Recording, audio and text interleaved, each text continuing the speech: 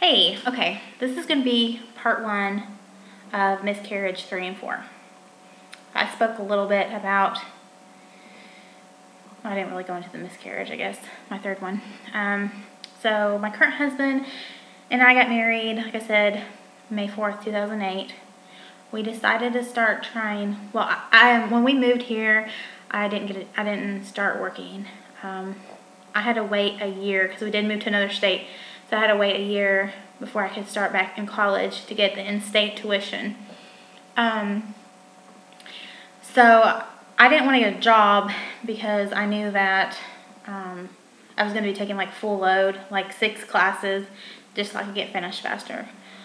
And so I didn't want to get a job and then quit the job because that just looks worse on your record. And I wanted to try out being a housewife because I'd worked since I was 16, like full time basically, until we got married when I was 21.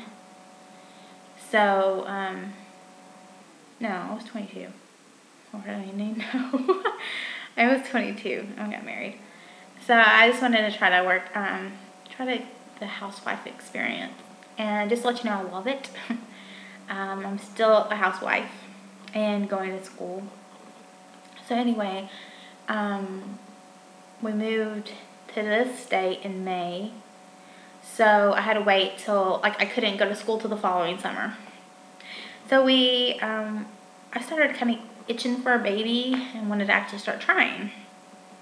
And we started trying around, because I was on birth control. I just quit taking it, I think, August. And so our first month of trying was September, and I thought that I ovulated around 14th day, 16th day at the latest. So we kind of stopped baby dancing around probably the 15th or 16th day of that cycle. And then I figured out with my next cycle that I actually didn't ovulate till like the 19th or 20th day. And at this time, I was having more regular cycles. I have more regular cycles now, about every 35 days. Whereas before, with my first 2 miscarriages, they were all over the place. I never knew I was going to start. So, the first month was bust. We didn't get pregnant, but no wonder because we weren't even having sex. We're not supposed to have sex. But the second month, when I took the OPK, I did get pregnant that month.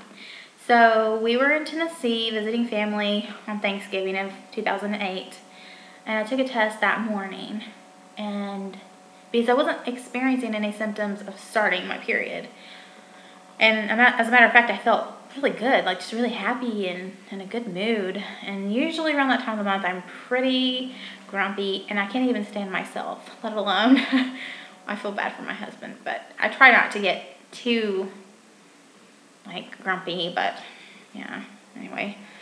So, but I felt really good. So I took a test Thanksgiving morning, and it was positive.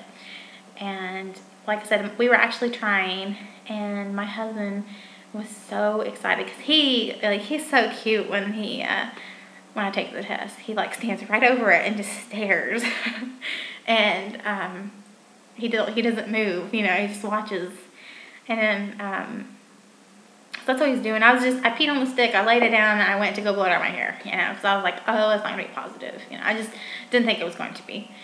And then he was like, there's a line, Amanda, there's a line. And I was like, oh my gosh, and it was so neat. And so it was so exciting because we were going to be able to tell everybody on Thanksgiving, because we were going to see all of our family on Thanksgiving. And so that's what we did. We started telling everybody, and I was so excited. And let's see.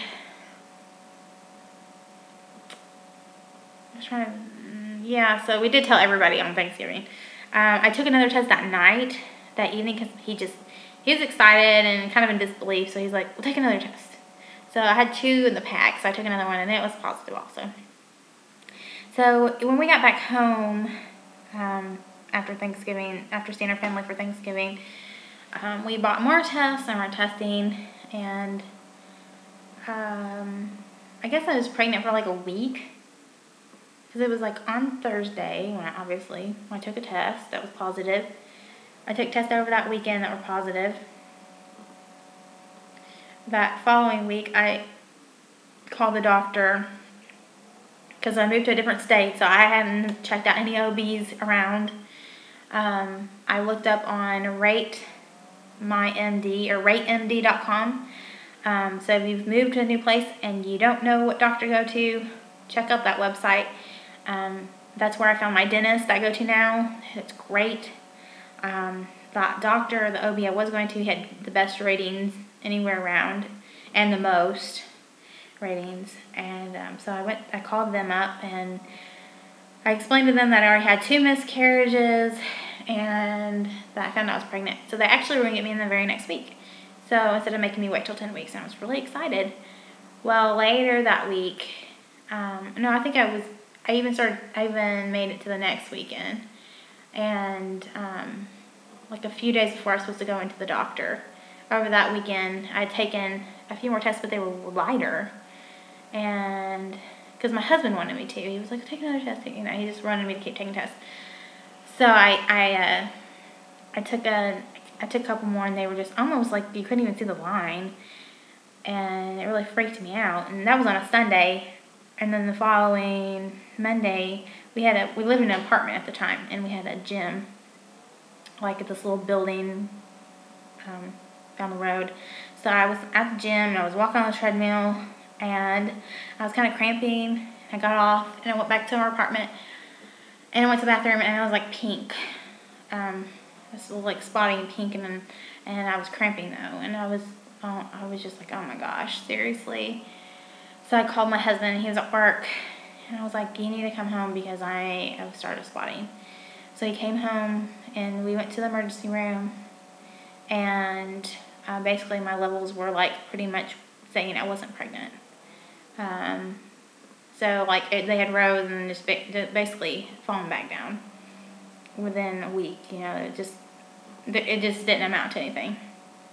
So I did go to my doctor's appointment, and that's when we did testing, the first batch of testing. And he also did an ultrasound to look at my uterus, and the lining was extra thick, he said. Like my lining was too thick. And I know that when I was having periods, I wasn't bleeding really, really heavy. And he thought that maybe I had like a polyp or something, or something like that, that had like a growth in my uterus. So he scheduled me for a hysteroscopy, and those things are not pleasant at all. If you ever have to have one, I would suggest maybe being put to sleep or being under some type of anesthesia. It was in office. He gave me a prescription for a Valium, 2 Darvocets, and like 2 800 milligram ibuprofen. And I had to take all 3 of those 30 minutes before my appointment. And I went in, and they dilate your cervix. First he put 2 shots in my cervix. That's not pleasant at all. And then they stick these little rods through your cervix to dilate it, and then they stick a camera up inside to your uterus so that he could look around, and then they get a tissue sample. So they were testing to see if I actually had polyps that maybe were causing my miscarriages. And at the time that he went in, my lining looked normal, he said. So like the thickness had gone down, I'm not really sure. And the test came back, that was fine. There were no polyps. You know, he said, well, it could be endometriosis, but the thing with endometriosis is you have problems getting pregnant, not maintaining a pregnancy. I don't have a problem getting pregnant.